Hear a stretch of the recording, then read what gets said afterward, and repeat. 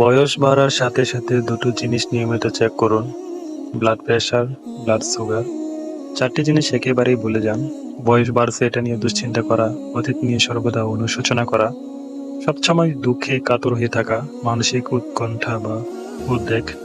5টি জিনিস খাবার থেকে যত পারুন এড়িয়ে চলুন: লবণ, চিনি, অতিরিক্ত চর্বি জাতীয় খাবার, অতিরিক্ত ভাজাভুজি খাবার, বাইরের কেনা খাবার বা প্রসেস ফুড।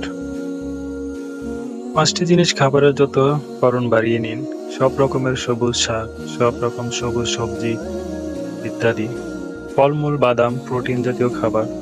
মানসিক শান্তি বা সুখী হতে 7টি জিনিস সবসময় সাথে রাখার চেষ্টা করুন: একজন প্রকৃত ভালো বন্ধু, নিজের সমগ্র পরিবার, সবসময় সুচিন্তা, একটি নিরাপদ ঘর কিংবা আশ্রয়, অল্পতে খুশি হওয়ার চেষ্টা, অতিরিক্ত অর্থ চিন্তা থেকে নিজেকে দূরে রাখা, কিছু সময় আধ্যাত্মিক চর্চায় বা সৎসঙ্গ দেওয়া।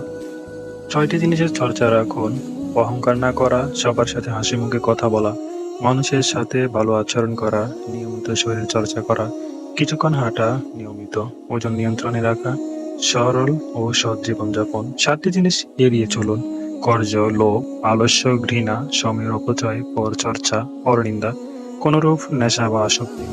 5টি জিনিস কখনই করবেন না: অতিরিক্ত ক্ষুধা নিয়ে খেতে যাওয়া, অতিরিক্ত পিপাসায় কাতর হয়ে জল পান করা, অতিরিক্ত দুর্বল হয়ে ঘুমোতে যাওয়া, অতিরিক্ত দুর্বল হয়ে বিশ্রাম নেওয়া, একেবারে অসুস্থ হয়ে ডাক্তারের কাছে যাওয়া। সবসময় নিজেকে সুস্থ রাখতে সর্বদা সচেতন থাকুন।